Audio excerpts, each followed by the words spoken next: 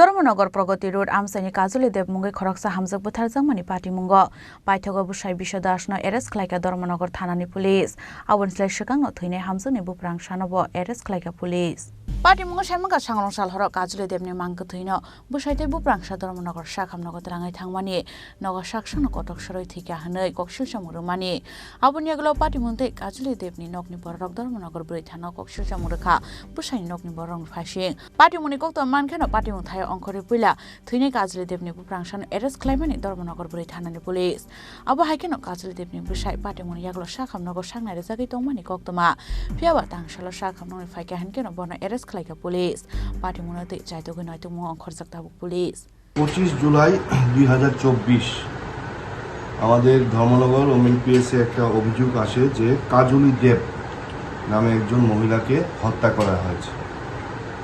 সেই কমপ্লেন্টের ভিত্তিতে আমরা 26 তারিখ আমরা একটা এফআইআর নেই, নির্দিষ্ট ধারায় তদন্ত শুরু হয়।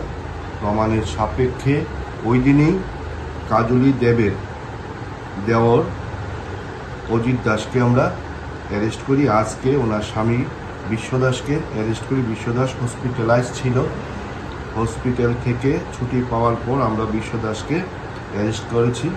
ঘটনাস্থলে সিনিয়র অফিসার সহ ফরেন্সিক টিম এসছে এবং এভিডেন্স কালেকশন করেছে এবং যথাসম্ভব আমরা আমাদের গন্তব্যস্থলে কাজলি দেবের পরিবার যেন সঠিক বিচার পায় সেই উদ্দেশ্যে আমরা আমাদের গন্তব্যস্থলে পৌঁছব। ধন্যবাদ। ব্যুরো রিপোর্ট চিনি খরাং।